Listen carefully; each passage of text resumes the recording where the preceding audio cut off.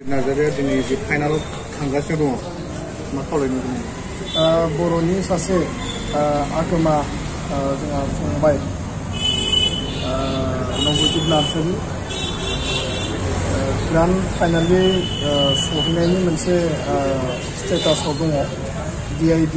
little master season 5 बे जि dance competition दा बे मोनसे फाइनाल स्टेटास आरो आङो दिनै दुलाराय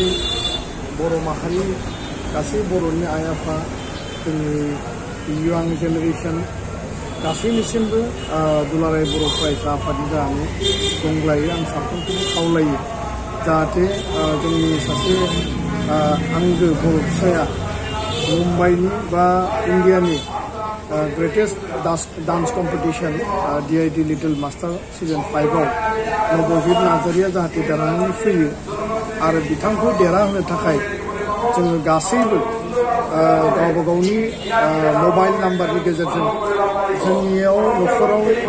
साथामनियाव साब्रैनियाव साबानियाव जायनि मबाइल दङ बे गामियाव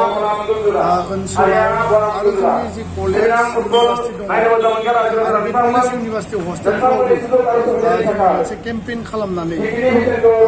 मोनानि 9 रिंगानिफ्राय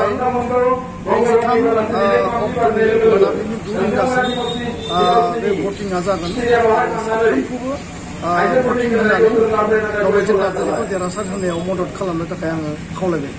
दखरा एबसुआ जिल्ला सुबुंआबो खावलायनो गोनां दङ दुलाराय बर' फरायसा आफादनि जोंनि दालाय दखरा आरो जिल्ला मोनफ्रोमनिसिमबो स्पेसियेल लेटार जोंहा मोनसे इन्सट्राक्सन दंखायो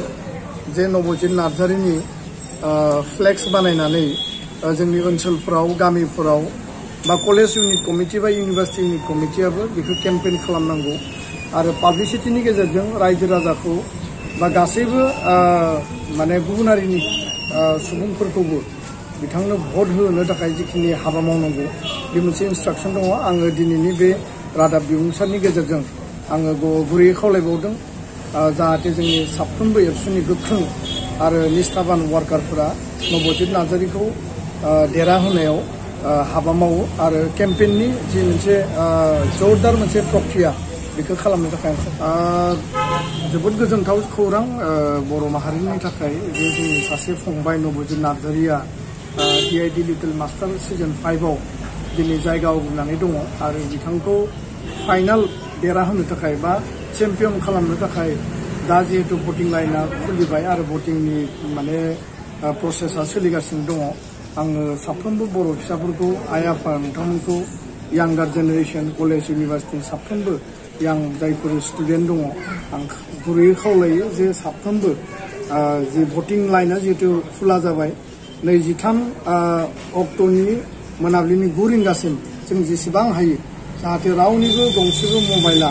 नबजित नार्जारिनि होखानाय नाम्बाराव फन माने हरजायाबासिनो थाया मोनफ्रोमबो माने नाम्बारनिफ्राय जाहाथे बिथांनि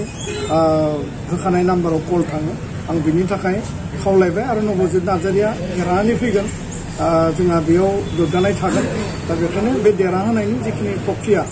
बेयाव रायजो राजानि मददनि गोनांथि दङ आं बयखौबो भट होनो थाखाय खावलायबाय